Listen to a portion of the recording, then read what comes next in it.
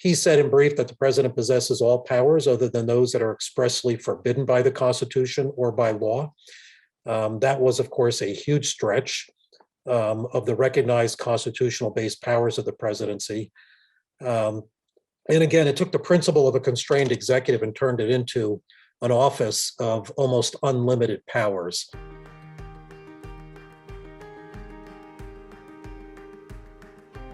Hi, this is Tony Williams, Senior Fellow at BRI, and we are pleased to bring you another episode of Scholar Talks. For this episode, we're honored to have scholar Mark Rozell, who is going to discuss his book, Unitary Executive Theory, A Danger to Constitutional Government, as part of our American Presidency series. So the guiding question for this series is, what are the constitutional powers and what are the constitutional limits on the American presidency?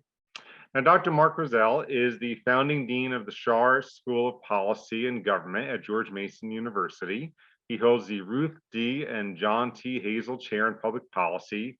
He's the author or co-author of 13 books, including just Federalism, a very short introduction in the Oxford Very Short Introduction series, and has edited another 20 additional books on various topics in U.S. government and politics, including the presidency, religion and politics, media and politics, Southern politics, and interest groups and elections.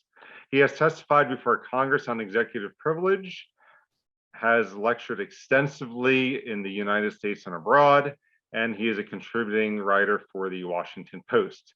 He is also a strong supporter of civics education, for which BRI is very grateful. Mark, thank you for joining us. Thank you. Delighted to be here. Great. Well, it's an honor to have you. You know, I really love your book, Unitary Executive Theory. First of all, it's just such a fascinating book. I mean, the American presidency since roughly Reagan, which is what you focus on, has just so many interesting examples of how presidential powers have been expanded, and you really, analyze, what are some of the proper expansive powers, but then also what are some of the real dangers to our constitutional order. So it's a very, very important book, but then also fascinating topic as well.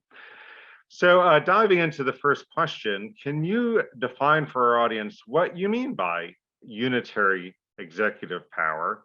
And also, what are the arguments that the proponents for that unitary executive, what arguments do they make about the necessity of exercising that power? And maybe if you can tell us a little bit about some of the historical origins of unitary theory as well.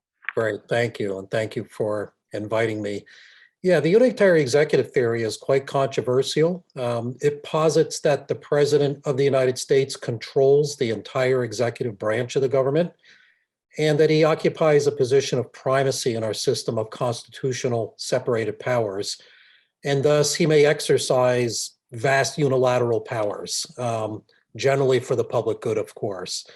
Now, my recent book is I should point out, critical response to the theory. I'm not an advocate for it. It does explore the consequences of unfettered executive power in a system that's built on the very principles of countervailing and balanced powers. So I should note that there are several different scholars who've written on the unitary executive theory from an advocacy standpoint. Some have served in prominent positions in past administrations, and some have built their own concepts or ideas as to what constitutes a unitary executive theory.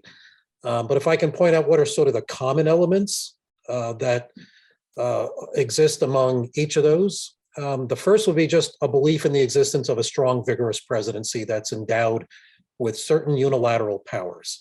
Okay, so that's the most fundamental. But also that the president controls any and all constitutional executive functions.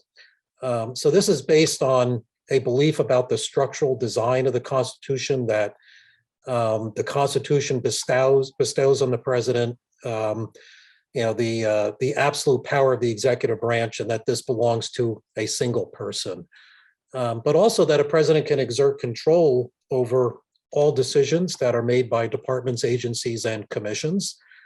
And then also that presidents are entitled to use or should use powers that are derived from what is called their inherent constitutional authority. The most controversial point, though, of all, is that Congress ultimately cannot check the president when he's exercising his executive authority under Article 2 of the Constitution. So you can understand why it's a controversial theory as a result. But to be fair, what are the arguments in favor?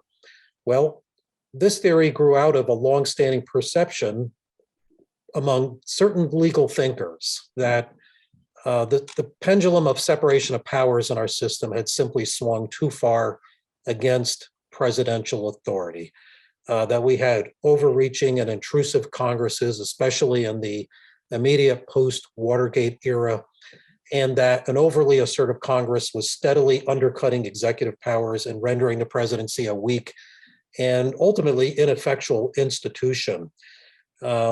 So the idea that the president should be subject constantly to these kinds of external controls and presidents were unable to exercise powers in a way necessary to protect the public interest is what gave rise to the development of these ideas about a unitary executive power. So again, they're seeing that an overreaching Congress ultimately had undercut the constitutional framework's vision of a system of separated powers where each branch controls its own unique sphere of authority.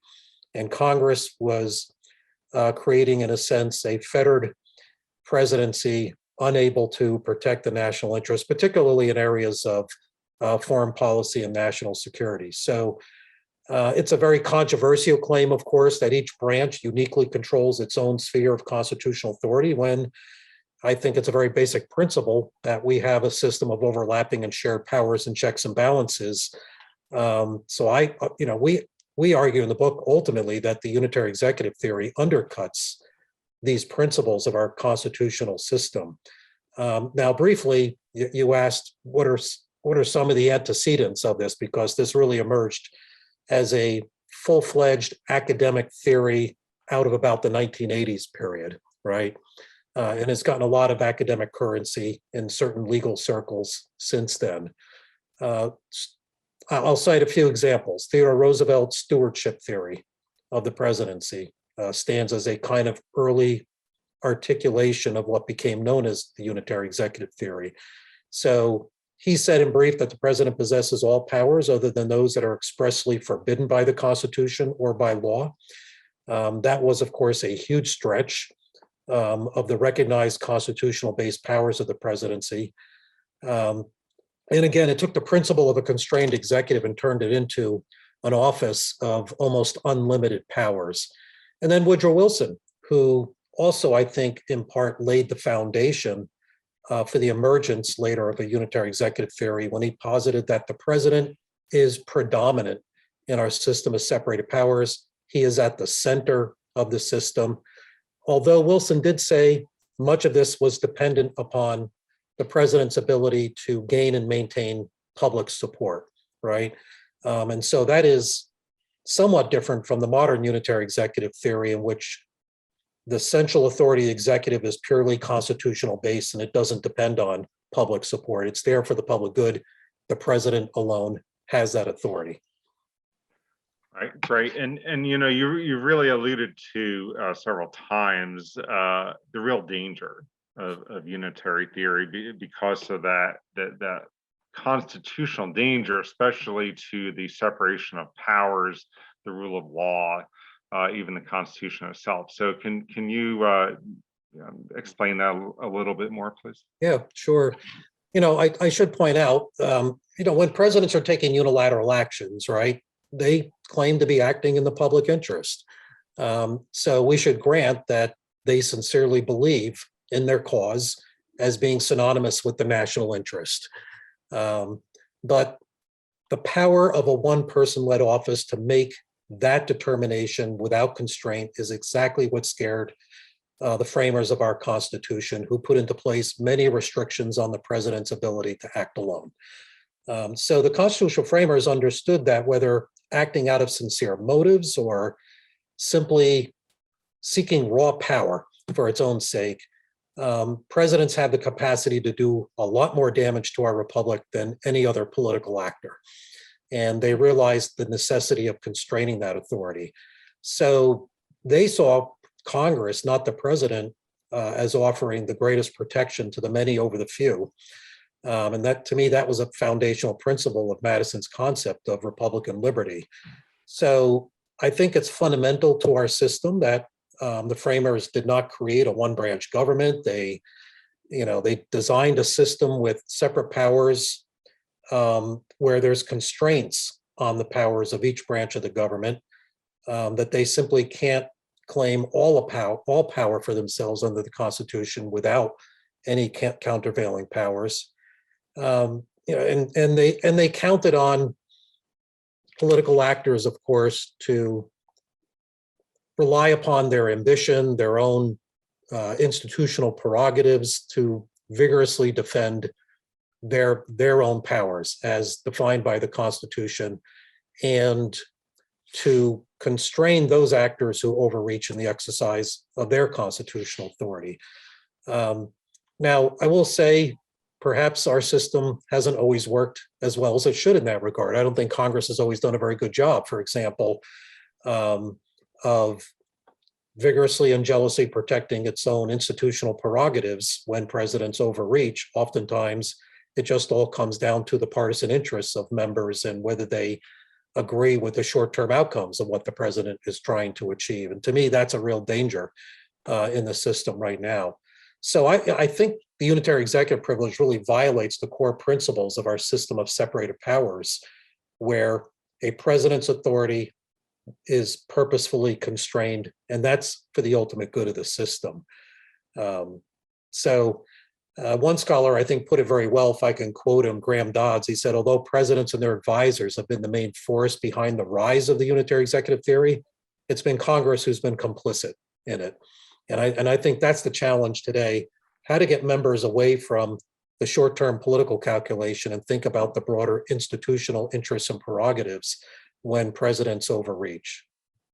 Right, fascinating. And as I mentioned at the very beginning of the interview, you just have so many interesting examples from domestic policy, but also foreign policy, that illuminate a lot of the perils of unitary executive power.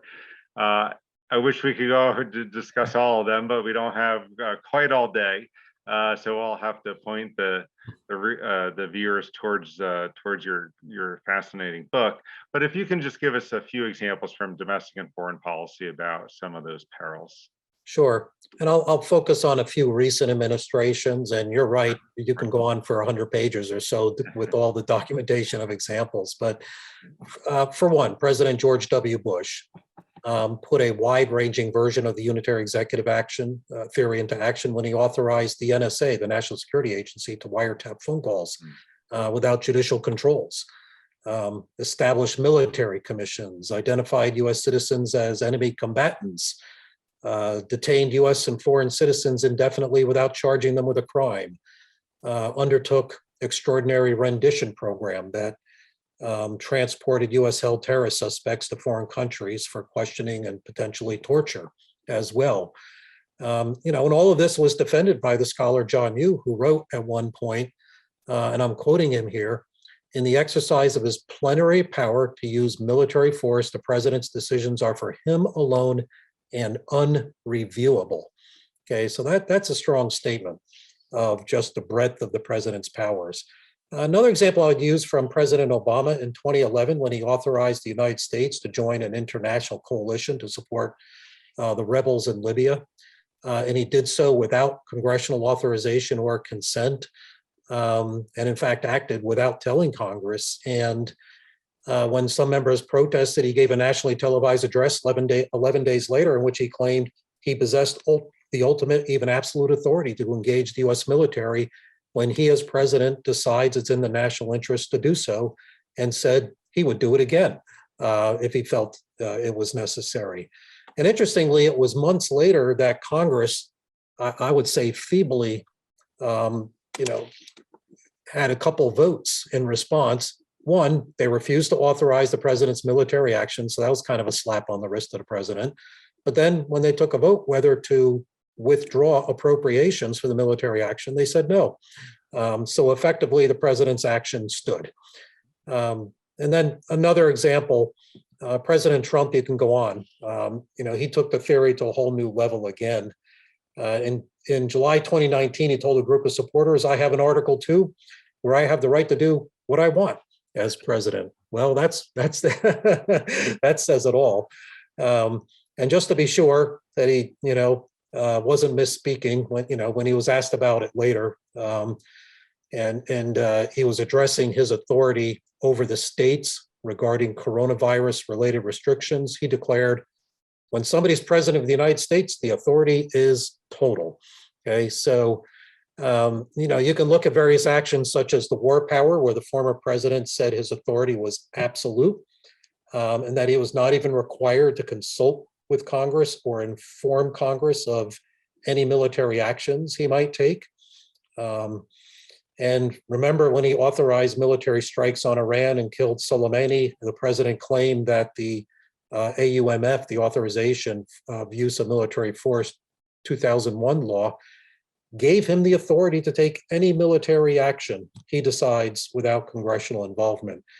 Now, in this particular case, by the way, the Senate stepped in and approved ultimately a joint resolution that the president has to seek authorization from Congress for military action, and they ordered the termination of hostilities with Iran. So sometimes Congress does step in and challenge the president's claim that he possesses unilateral authority, that he can do whatever he wants, which again is very much supported in principle by the concept of a unitary executive.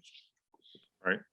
And what I love about not only your book, but what you're saying right now is that this is really a constitutional problem, right?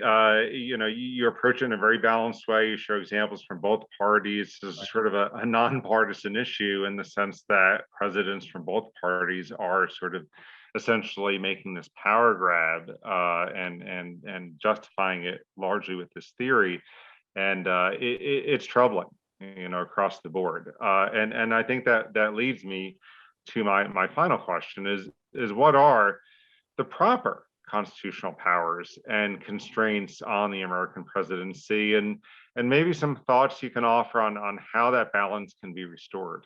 Yeah, and I'm glad you mentioned the nonpartisan nature of the analysis, because it really is.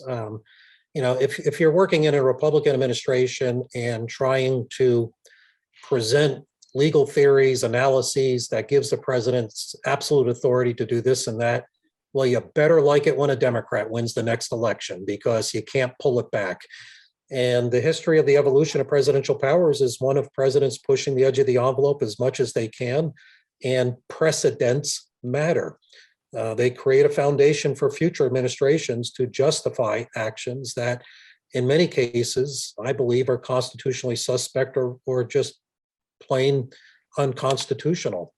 So part of the problem is Article 2. It's not a terribly good guidepost for articulating what exactly are the powers of the presidency point by point. Our Constitution is not written in a legalistic, detailed fashion, which, we understand that was important to getting the document adopted ultimately.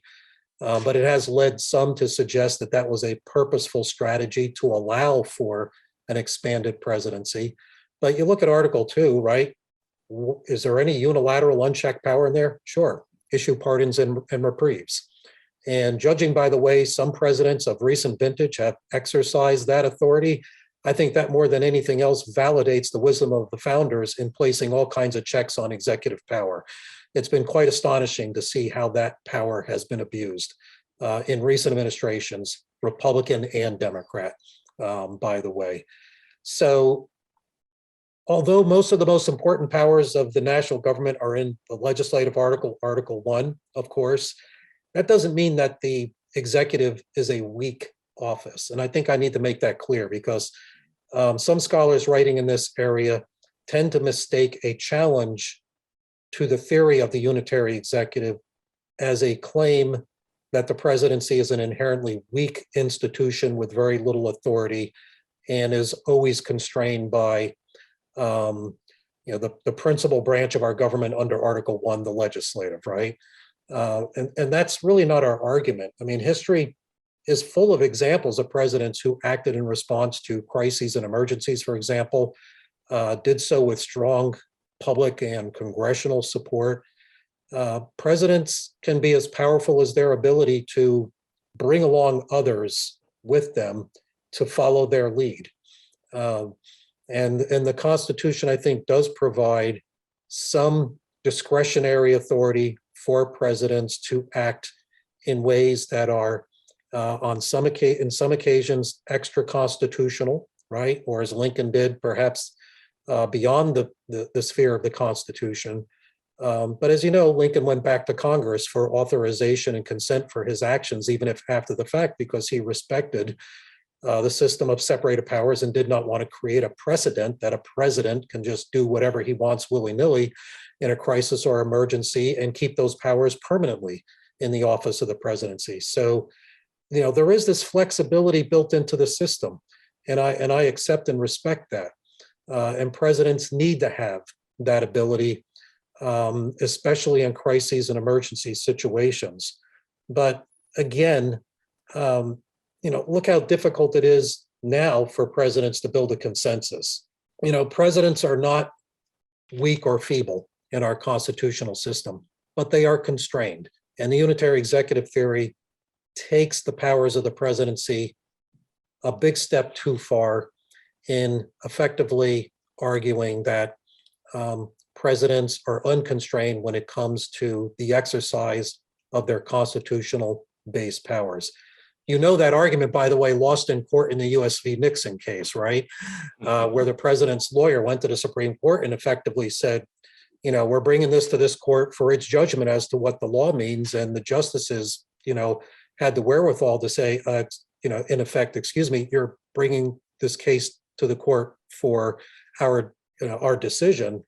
And the president's attorney essentially said that the president is the arbiter of his own executive authority under the Constitution, and we're just asking for your judgment. Well, that didn't fly, and yet there's elements of that argument which, in its time, were considered really extreme, way outside the norm of our constitutional principles and standards that have become normalized in some even academic discourse about the nature of the powers of the executive office of the presidency and of the president's own powers.